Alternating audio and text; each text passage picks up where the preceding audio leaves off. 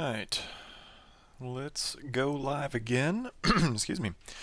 It's raining today and a little colder, so I feel like my throat's like scratchy. Alright, so yeah, this is part two, unexpected part two, but I needed a break to get some lunch. So, and one of the reasons I wanted to do this live stream was just like, I don't know, it felt like a slow Monday. Again, it's raining, it's Monday, I don't know, I was going real slow, so doing the live stream sometimes motivates me to push forward and, work on something a little farther, even if they are a little haphazard in the recording. Again, they're unplanned, no clear direction, so sometimes we get stuck, but again, that's the name of the game when it comes to programming. So, just to recap, we paused last time to try to determine, do I want to just use token get all to parse the syntax tree and then do some simple looping and figure out, okay, well, where's the class statement and where's the use statement and all that kind of stuff. But that's not really 100% foolproof because a TUse is just a token. It's just a use token, and that the use token specifically can be an import. It can be something for a closure. It can be a trait. So it can be a lot of different things. And because of that, while contextually we could probably figure out what's what, I think we're going to get better results by using the parser. This parser, I'm pretty sure, is already required by the Laravel framework, so we're not taking like a huge hit or anything adding that. Let me make sure that's legit though. No, it's not. I think it used to be, or maybe it's a dev requirement. It's not anymore. I'm just curious. Let's go back to like 5.2 and see if it's in here. Nope. I don't know where I was thinking that from. Maybe it's a different package that used the parser, or maybe again it did in a very, very early days. But again, this is just a dev dependency, so I'm not super worried about including an additional package. And this parser is pretty robust, crazy number of stars on GitHub. So it's a pretty active repo, a lot of good stuff here. So over lunch, like I said, I was just reading some of the options, and I think this walking the syntax tree is really what we're after. And we don't even have to get that complex. I was taking a look. There's some actually really simple find methods. Find first instance, find instances of just generic finds where we could wrap a closure. So this is actually pretty lightweight code to use the node finder from the parser and get a lot more context. We can say something like class or import or trait and really get exactly what we're looking for without having to, like, again, loop over just this random set of elements and kind of infer based on the looping and the context, infer the context based on the looping over those. So I just made a real quick example right before I started. So here's that node finder. We're going to find first instance of the use statement. In this case, it's an import statement, hence the variable name. And then I just did another one for trait. This is a trait use. So again, we're already getting that context. And then finally, there's a class itself. And whoops, let's change that to class. And whoops, not all of those. Let's just change these to class. Cool. So basically, in the context of a model, we want to find that import statement. If we don't find an import statement, then we would have some kind of fallback. We would know where the class statement was, and we would know to just put it, a line above that or something. And then finally, the trait statement, same thing.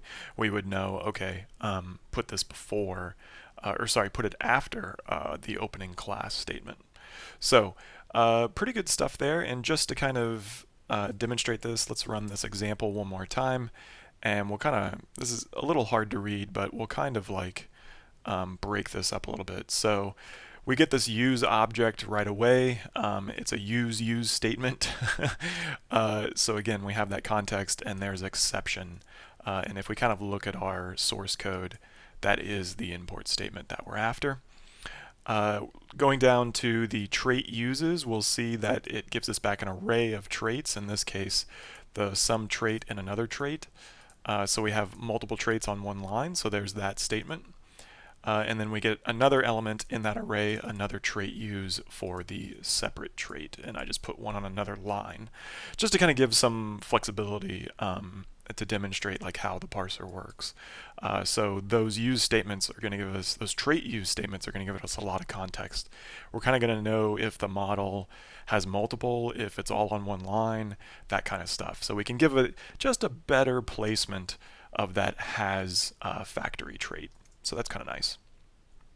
And then finally, excuse me, the class statement. We see here just the identifier of what kind of class it is. This is a class, and then we have all the statements within it.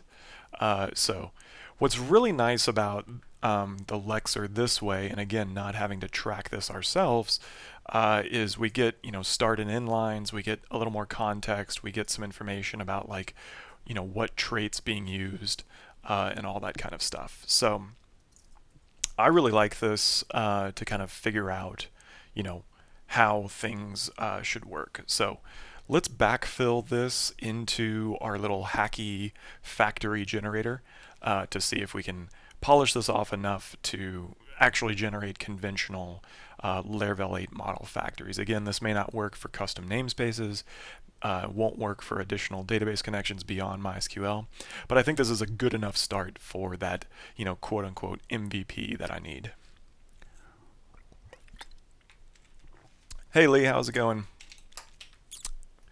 Yeah, let's see, to that point, hopefully everybody can see and hear me okay. I didn't expect too many people to follow through to the part 2, but again, I'm using this as an excuse to kind of get it all done.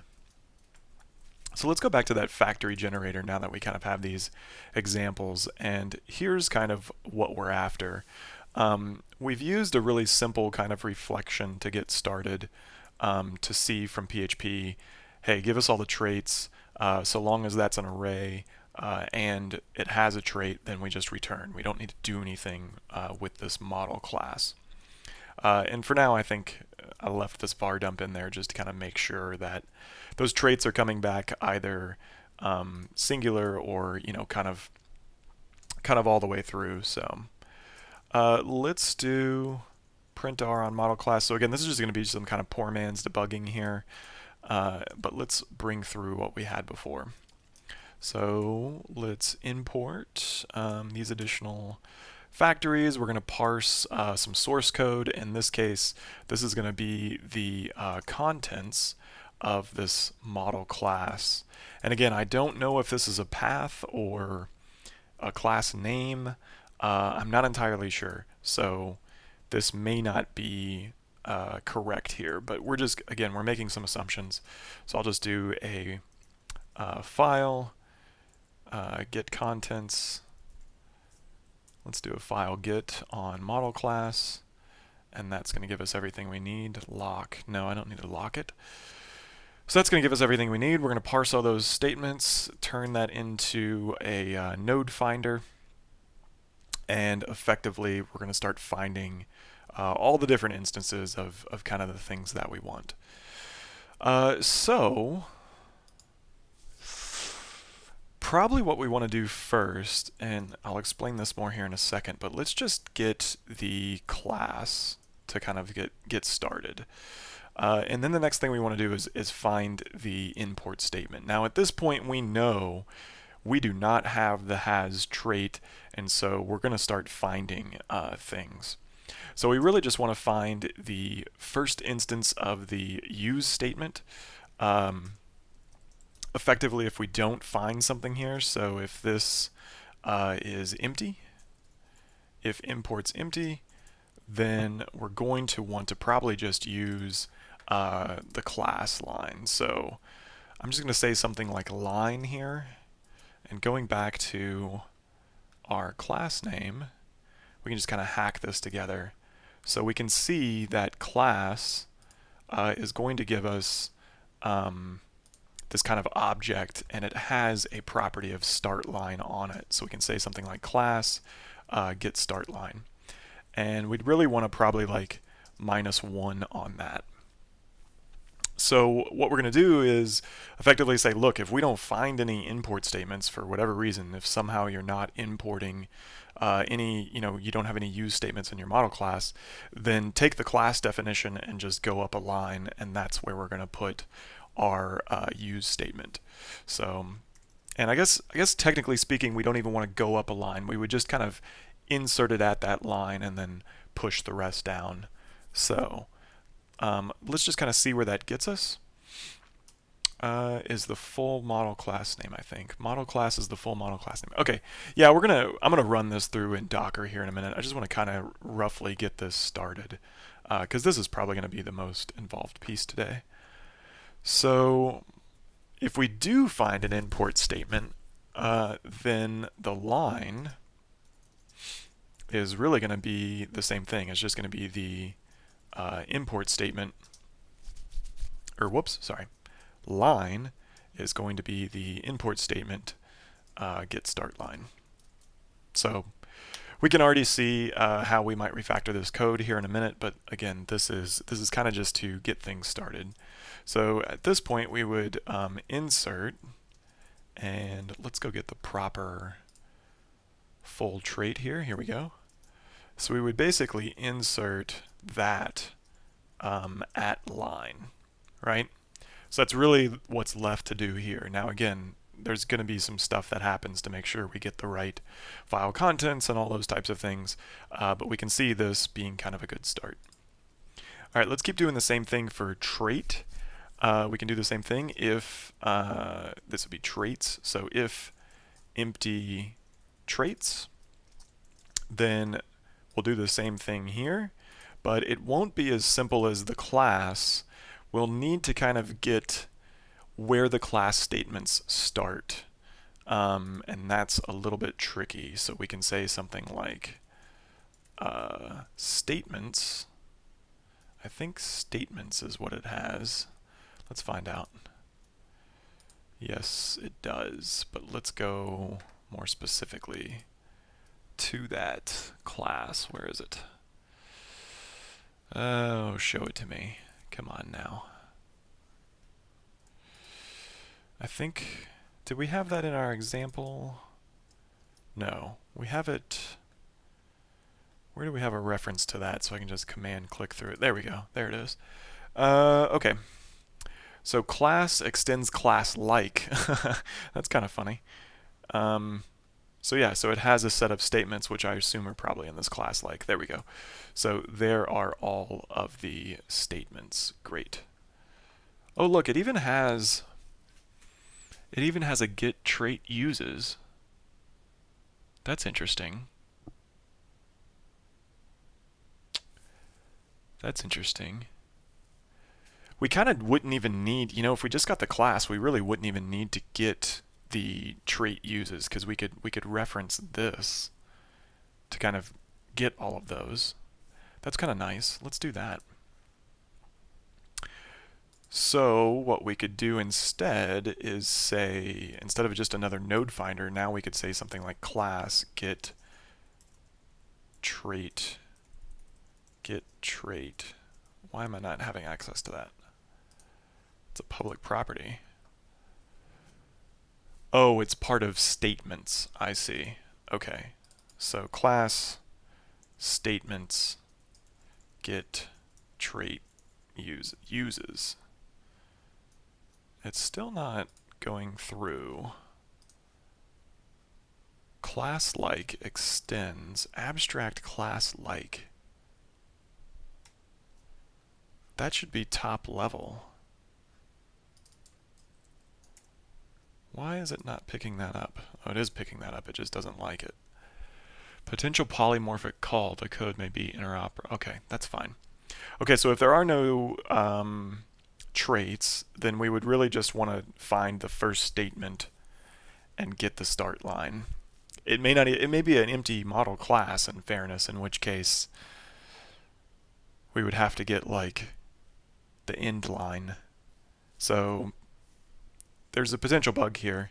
Let's say something like to do may be an empty class. with no statements. I could see that, like, especially for a model. I've made a model before that's just an empty class. There's no properties or fillable or anything. It's just a reference to the database. So otherwise, there are traits, and we would really want to do some checking here. We're just trying to figure out like what type of string replacement we would want to do. But honestly, the simplest possible thing that could work would really be more like, you know what? This is the simplest thing that can work. Is really just this.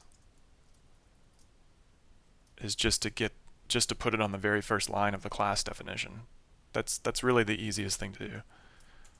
It's not pretty. We can do better. But again, for MVP getting this done, we can say use, we'll insert use has trait. Whoops. At line.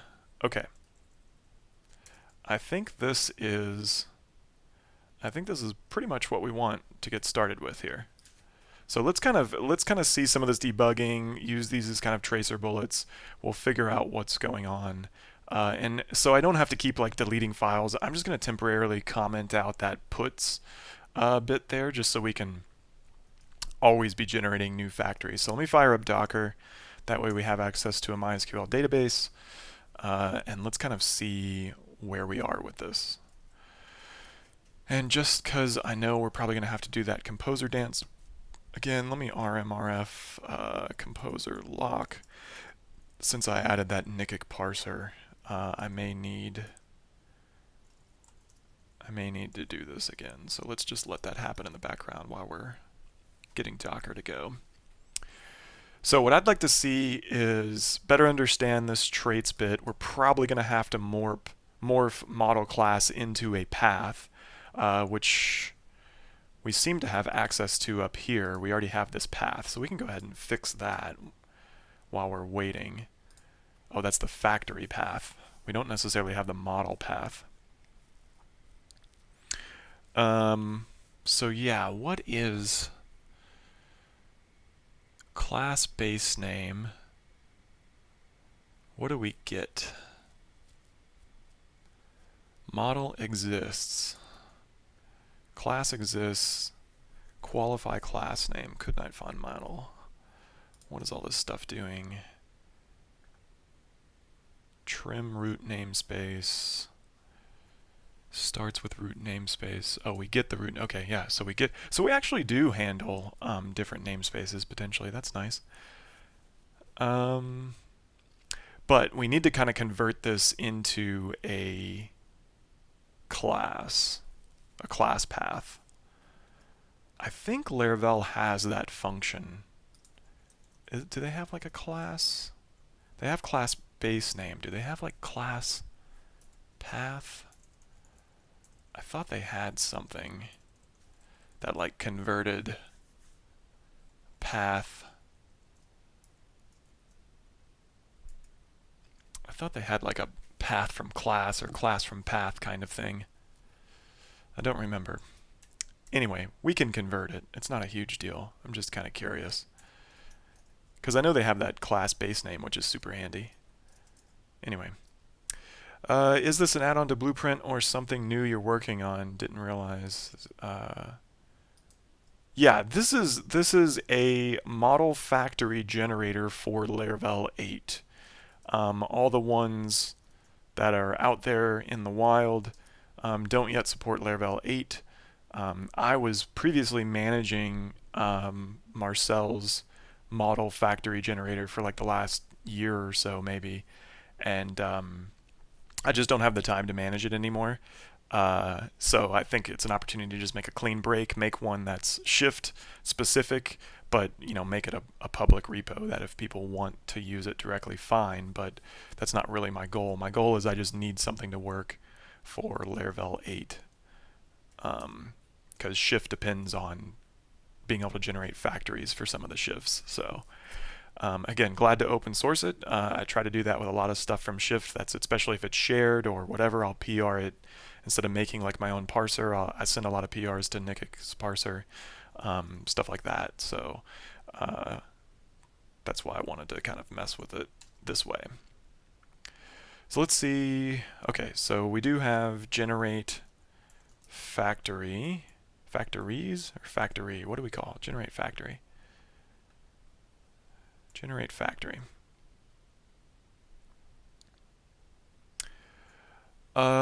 Cool. File path does not exist. Source model factory stub. Do I get the same thing locally? Is this just because of Docker paths? It might be.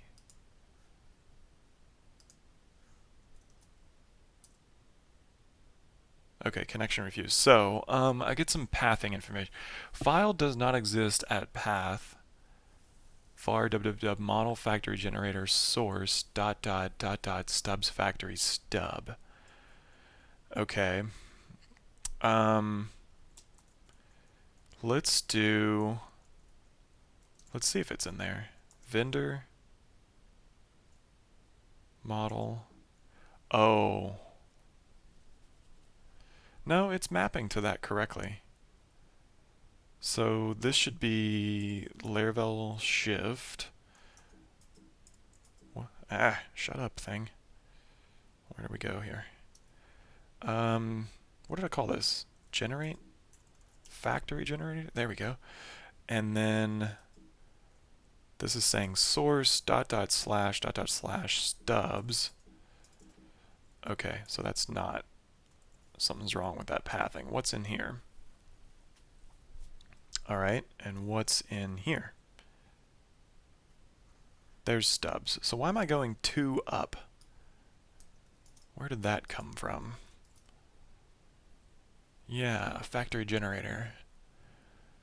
That's weird that it like kind of worked locally. Let's just fix that real quick. See what happens. Okay, cool. We get an app models post, and then we have an array of Illuminate database, Eloquent factories, has factories. So it gives the full class name is what it gives us when it looks at the traits. So we will need to compare. It's kind of weird that it gives us the key and the value is exactly the same. Part of me would kind of like expect the value or the key to be like the full path and then the value to be like what you actually said the trait name was. You know, so I could expect to see this be like, okay, this is like the import statement and this is what you actually like literally said for the trait. That could be cool. Alright, well anyway, let's fix this up. So we're going to need this whole string. Where'd that go? So it actually resolved that, which was nice. So, and I just like to do proper strings when I'm dealing with any kind of manipulation. So let's fix that. And now what we'll do is, now that we know kind of how that works, let's kill those debuggings. And let's put this model class here. And if we see this, then we know it doesn't necessarily have that trait. Okay, so it just claimed to have generated 2 factories, even though we're not writing anything. So we'd expect to see this over and over and over again. So it's nice that it's, you know, quote unquote, generating those. Let's do this. Let's go. Oh, I killed Adam. Let's just vi app post models post. And let's get rid of this has factory. There we go. So we have no has factory in there. Let's see what happens now. Okay, good. We get an app models post, and then we get the file failure because it's not in the right spot. So let's see here. PHP has a get class. I don't know if get class turns it into a path, does it? I think get class just takes like it just takes an object and kind of tells you like what PHP class it is. It doesn't necessarily give you any like path information. I know that Laravel has some kind of like path name. I just don't know. I don't know what that fancy little helper that they have is called. Let's just take 1 second to look for it. Laravel docs. We'll go to the helpers. I know they have like a class. Yeah, here we go. Got a class base name. I thought they had like a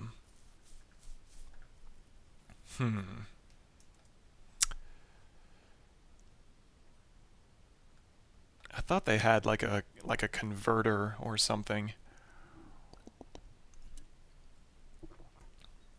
Ooh, class uses recursive. That's fancy. Returns all traits used by a class, including traits used by all of its parents. That's kind of cool. We were talking about that earlier. So let's use it. It already exists, so let's use it. There you go. So now we know if you're extending a class that has factory, then you're fine. You're automatically gonna inherit all that stuff anyway. So good. So good thing we looked at this. Are there any others though? Let's go back up. Go to the top. So we could just use app path and then convert, kind of convert it. I feel like this class could get like the model path,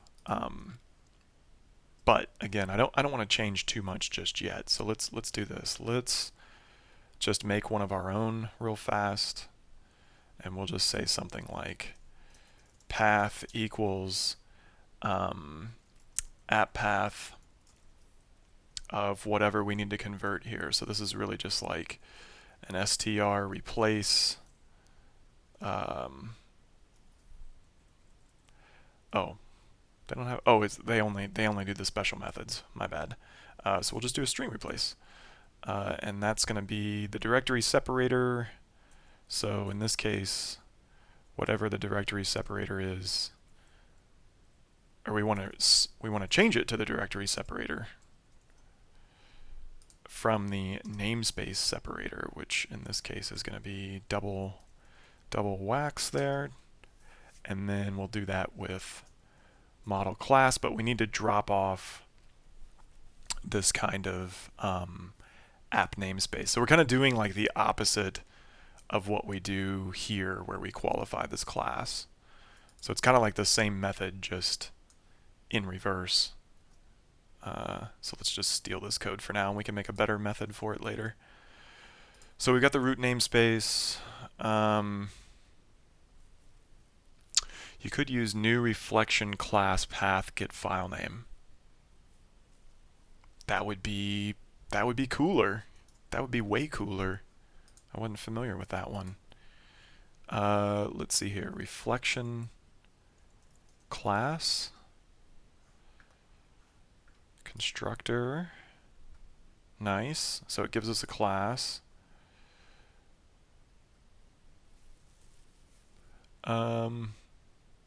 Yeah, nice. Okay, cool. Yeah, does that give us back get file name? There we go. Get the file name. Does it give us the full file name though? Yes, it does. I can live with that. Okay, cool. Let's do it. I like it. Yeah, that's a lot more foolproof actually, because if we do start passing different models or different paths in here, we can't make the assumption that you're always app path. So I like this a lot better. Good call. Thank you. So model class, model, I guess? I don't really know. You know what? Let's just do that nasty little one-liner that you suggested. Get file name. All right. And we want to read this. Cool. All right. Let's see if we get a little farther. 2 factories created. Okay, so we're not blowing up anymore, which is good. Let's do a print R on path and see that we're in the right spot. Okay, var www l8 app models path. So it's the full path, but that's okay. I don't think that's really gonna hurt anything. Again, we can always chunk that down if we wanted. Yeah, with the dir name stuff. Okay. So now we kind of need to focus on this this whole like node finder bit. So let's kind of see where we are here. So let's do like a print, or really just a var dump. I think will be fine for line. And let's see, it gives us int 5. Is that legit? Let's cat this out. So 1, 2, 3, 4, 5. Yes, that is the beginning of the class. That makes total sense. There are no import statements, though. That doesn't make any sense. There is an import statement. It's right there. So why did we miss that? So we've got statements. Statements are the contents of the file. If empty import, get class start line. Otherwise, get the import start line. 1, 2, 3, 4. Oh, I'm sorry. 5 is the import. I didn't count right. Okay. Good enough. And now we would want to insert this use statement. So the simplest thing that would work here is if we could get the file as an array. We could do that with, you can do that with just file. It's a bit ugly. I forget if this chunks off the, does it take off? I thought one of them like would take, oh yeah, file, no, we don't want to ignore new lines. I think there's one though that like takes off the line endings. I think there's a flag you can pass that takes off the line endings. Let's go check it out. Ignore new lines, skip empty. We don't omit new line at the end of each array. There we go. Ignore new lines. We do want that one. There's a skip empty lines. I don't want that. So let's do this for now. I may not want to lose the testability of going through the file facade, but again, I think this is okay. All right, so we're just going to get all the contents of that file, but we really don't. That's kind of gross, because then we're going to have to pack this back down to parse it. You know what? We're gonna break it up ourselves.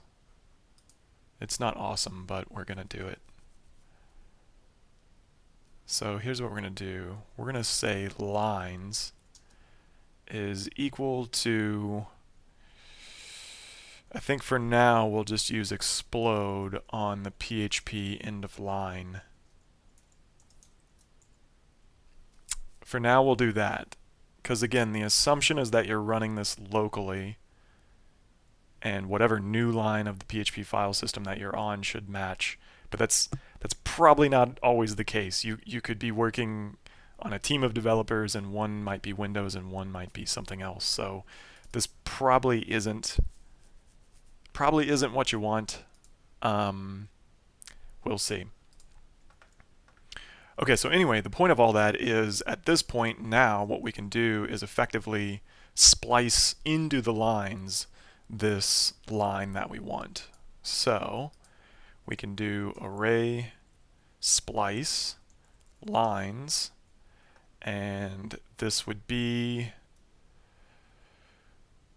we're going to be 0 based on these lines. So we're going to say line -1 is kind of the offset, and the length is going to be 0, and replacement is this.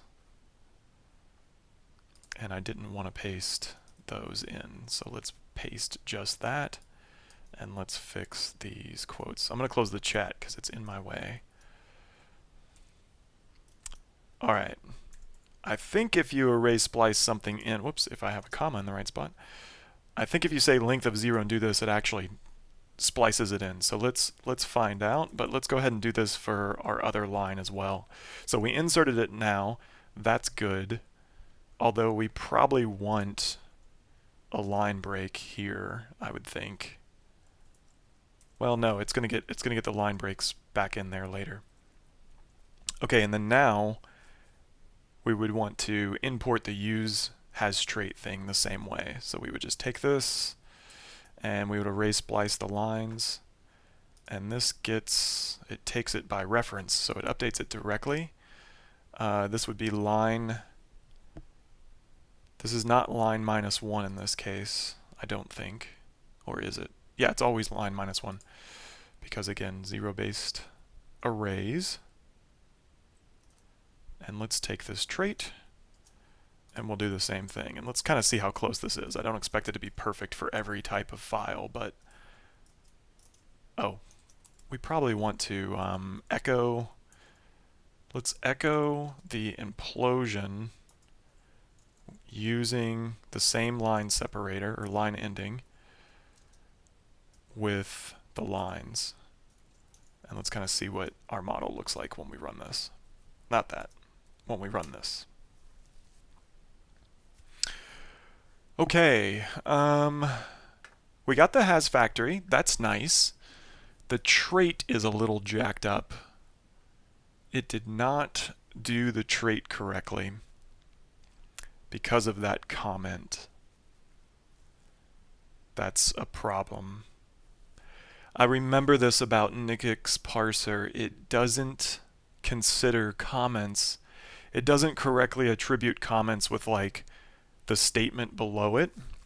So technically speaking, like in our minds as developers, this docblock comment is part of that fillable property assignment, but that's not how the parser looks at it. The parser looks at that as being a separate node, and as such doesn't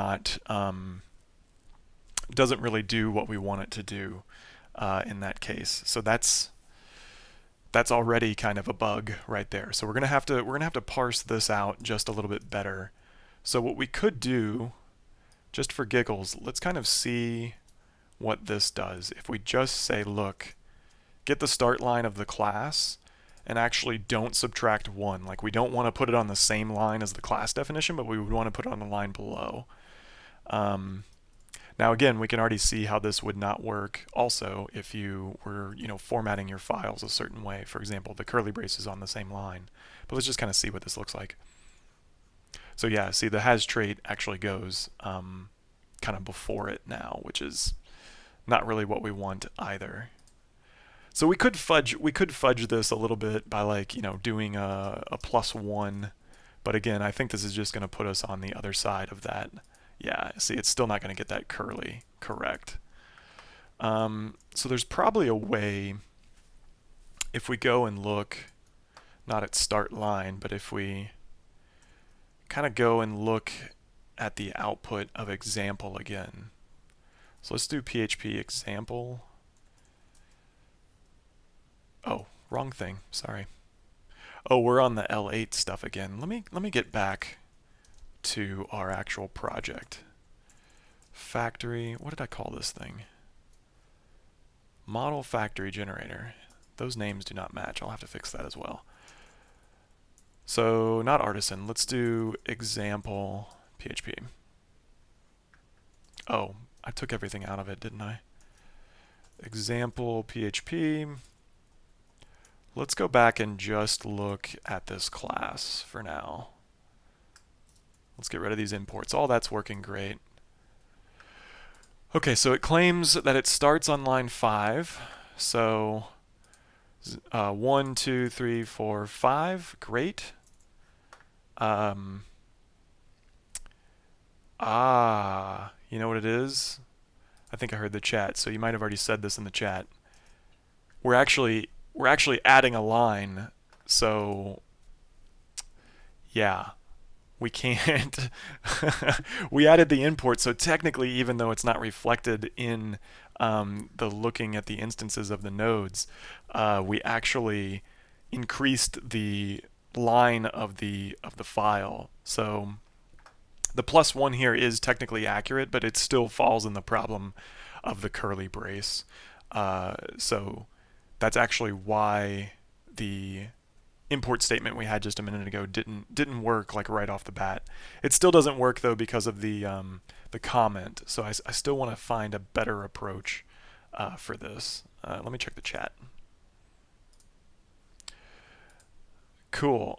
So anyway, let's see here. How could I... We're always going to have to add one regardless.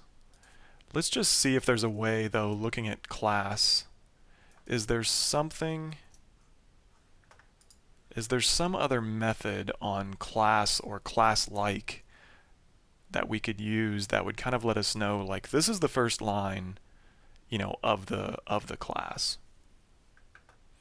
Like, these are where the statements start. That was kind of my goal here. If we know we have traits, then we're a lot better off. So we could always fall back on that code that we kind of originally wrote.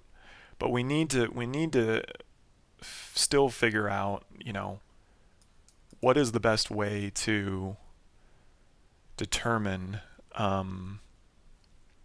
when we don't have traits, like which is the first line, so to speak, of this class. So let's do this. Let's print the class that we get back so we don't have to keep looking at example. Let's look at the code we're actually trying to generate. So let's run factory, and we should get a bunch of stuff out. So we start on 7, so 1, 2, 3, 4, 5, 6, 7. Now again, we added a line, so we got to bump one up. That's 8, and so there we go. When we added this, or when we spliced this in there, it did technically put it on the correct line, but because of the formatting of this file with the curly brace, that's not good enough. We also see a little bit of indentation issues there, which we're never going to get this right. I'm going to do 4 spaces. It's a very easy cleanup, I think, for, you know, anyone else in the code. Again, runnable code trumps formatting for right now. So the goal is really just getting after runnable code. So here we go. We have this array of the protected doc. Where's our first statement? That's what I want to look at. Maybe comments are just handed a little differently, that's all. So we have name and we have statements. And we have this fillable property, and it starts on line 14. So notice that this is considered the very first statement inside of that line. And so that's why, that's kind of where that parser doesn't really work the way you would think as kind of like a human. As a human, we would attribute that comment with the property just by reading it and kind of seeing it. But the computer, you know, the parser, it doesn't really know that. It might just be an opening comment for your class, and so it doesn't really know what to attribute that to. And this is why we're running into that issue when we use the first statement. So we can't just use the line. We can't just use the statement. We would have to... We're going to have to get a little bit better. I think the thing to do is to probably go back to that original pattern where we get the traits, because that's gonna be more foolproof all around, and we can go from there. So what do we have in the chat here? Couldn't we look at the first curly after the class name and add the use statements afterwards as a quick and dirty? Yes, we can, and we'll probably end up doing that in the case where we don't find any traits. We'll probably just do some nasty string searching that way, because we could basically start on that line and then go, you know from there to go to the very next thing until we find a curly brace. So it's not pretty, but yeah, we can do that. And that's why I wish something, you know, that parsed all this and kind of let you manipulate a file existed, because it gets really ugly really quick when you need to start doing something and supporting all the different types of syntax. So, Adrian, by the way, PHP generator has a from class reflection. Yeah, I know. It still doesn't work the way we want it to. It would generate a class and basically copy all of its like files, and it doesn't, or sorry, all of its methods from like parent classes and traits. It just, try it out. You'll see. It doesn't work 100%. So again, none of them do. And again, I'm not saying like they're bad or broken or anything. It's just it's a hard problem, which is normally why I resort to string manipulation. So anyway, if someone can prove me wrong, I'll be very glad. But I have tried these other things over the years, and it just doesn't work. So how do you add trait statements in Blueprint? I don't think I add any traits in Blueprint, do I? Where would I be adding a trait? I don't remember. But if I'm doing it, I'm doing it this way. If I do it at all. Most of what Blueprint generates is brand new code, so it's a lot easier. And it would be a scenario where I could use that PHP generator package that's been mentioned a couple times. But we're not dealing with all new code here, unfortunately. So maybe an empty class with no statements. Yeah. So there's a lot of scenarios here. Let's play nice though with trait is going to be class and then get trait uses, I think it was. Yeah. And I don't know why it still doesn't like that, but basically we'll just say something like if not empty, or well, tell you what, let's do, yeah, let's do that. Let's do if not empty. Well, empty is going to be the harder one in fairness, so let's just say traits, and this is kind of the to-do scenario here. All right. And we still have like this scenario as well. But let's assume that you have some kind of trait in the class already. That's not going to be the case for all of our stuff, but that's okay. It'll kind of get us moving.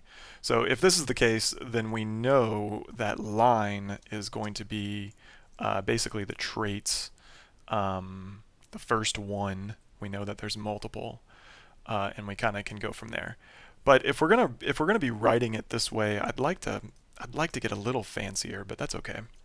So we'll do get start line on that, and then we would splice that in there. And we still want to do the +1 because we know that we've added something up here.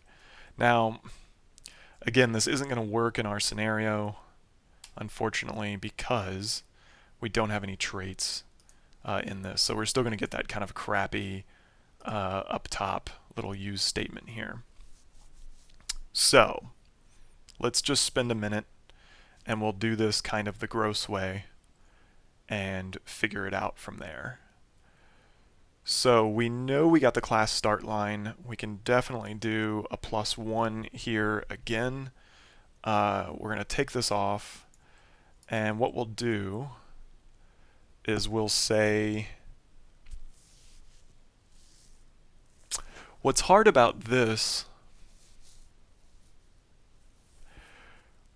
of hard about this is there's some really interesting class. You could write classes in a very, very like interesting way. So you could say something like class, user extends, auth, and then it implements, and you can start writing like, interface A and, comma B, and just so many different things, and then finally that, opening bracket, right? So you can have, we can't make any guarantees that this thing is like the very next line. And what's annoying about this is because it's an array, we can't really just do a string search, to kind of find it. So we almost have to do like, just the quick and dirty would be something like really, really crappy. Like basically, it's almost like a while, which is really gross. So we could just do something like, while not found or something. And we're like, found is false. And this gets gross because like again, I'm not gonna push this to production, but let's just make it work. Okay, so we basically say something like if or we'll do line plus plus, right? We'll just increase that line, and we basically say like found equals what is it? We can say lines line, and it needs to have str contains. Basically, haystack is the line itself, and then that. So this line has to have that curly. And we know if we start on the class and we go from there, we're effectively, this becomes our own little parser, if you will, to basically say, look, give me the things on that line. So we actually don't want to increment that just yet. We could pre-increment it if we dropped this. And again, this is very, very contextually rich, meaning like I authored this right now, Monday afternoon, September 28th. By September 29th, next Monday afternoon, let's say, I am not going to remember the fanciness that just happened right there. Like I'm not going to remember that, oh, this is +1 because of this, and so this totally needs to get cleaned up even if it does work. Okay, so let's run this again and see if we get an infinite loop. We don't. We still get the same use trait though right there, and that's because why? Technically we would be inserting the line before. So you know what? I think we're actually okay to post decrement. And again, that's why this is going to need a comment or to be broken out into a separate method that a little more clearly states what's going on here. But let's check this out. There we go. That's more of what I'm after. So to explain this, basically we know we add the +1, add 1 due to import above, okay, and then basically this is saying we found closing curly, advance one more line to place the trait. So that's effectively what we're doing here, written out in a more human context. So I want to refactor this code to kind of, another method where I don't have to have all these like crappy names, written there. So, and if I called it something like, find first line in class, like that's going to feel at least a little bit better to kind of have the context around, like, okay, I'm trying to find the first line in the class. Oh, look, it's looking for a curly brace. Okay, then the next line is the line that matters. So, and this would be foolproof actually too if you had an empty class. So we can actually get rid of that. Nice. So really all we need to do is to do refactor. Okay, good. I think this is pretty close. The only thing I don't like is this. And we can fix that by, this is a little bit ugly, but we could do a PHP EOL there. Because we basically know, the reason I am adding this extra line break is in this scenario we know you don't have any traits, and so you probably want a little line break to be the first trait, right? Just, that's pretty standard PHP formatting, so I feel okay about that. I try not to make too many assumptions. Again, I'm already making assumptions about 4 spaces versus a tab. Again, not much I can do there. Super simple fix. I'm glad to accept an issue on that someday with the community PR. Okay, I think this is pretty good. Let's close down some of these other bits here, and let's do this. Let's leave that echoed out. Let's go back here. Let's bring up Atom. And what I want to do is on the user model, I want a trait that exists on the user model. Awesome. And let's drop that. Okay, so one's going to have a user model, one's going to not. We're going to generate both of the factories here, and we're going to kind of see what these end up looking like. So let's run this. And we should see that post model has trait. Good. So it added that completely fine.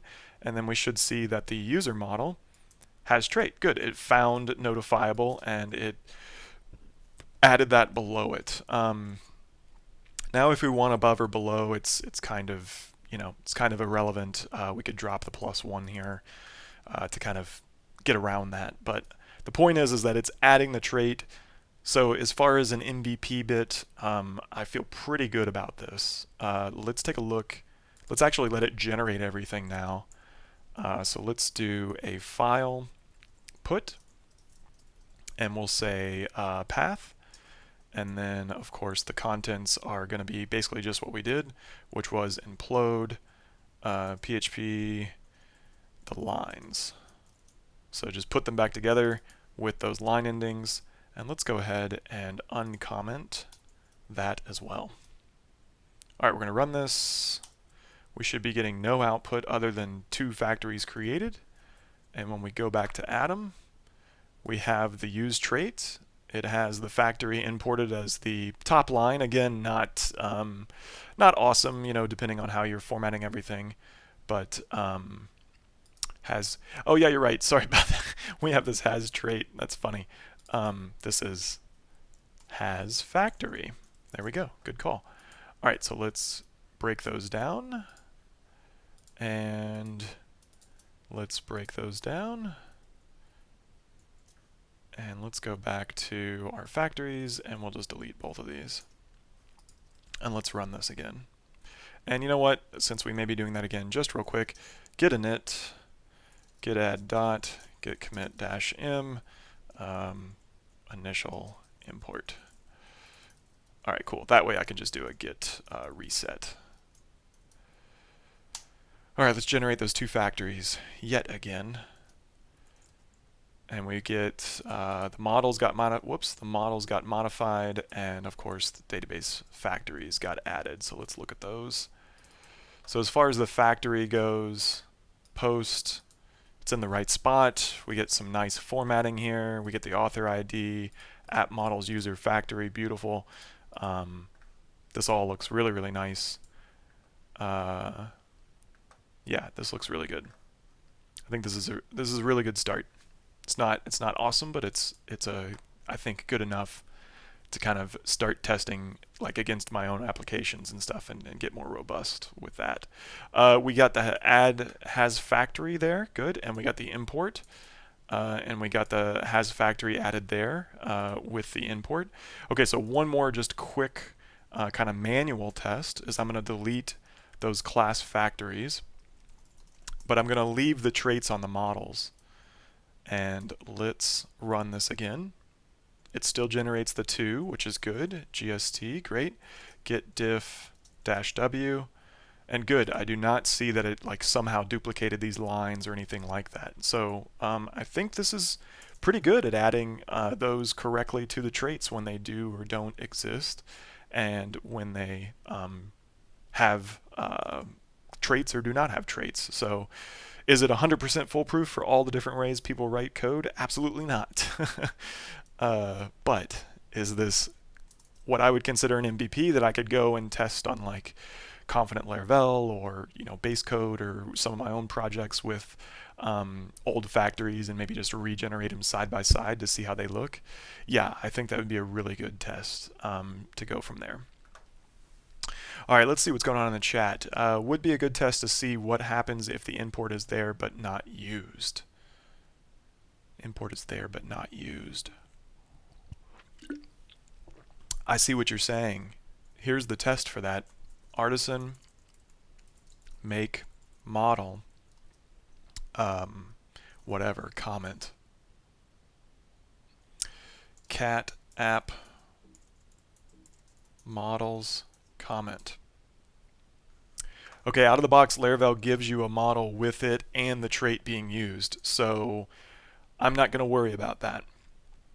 If Artisan make didn't do that, if it didn't automatically put the trait there for you, then I would probably spend some time um, checking for that.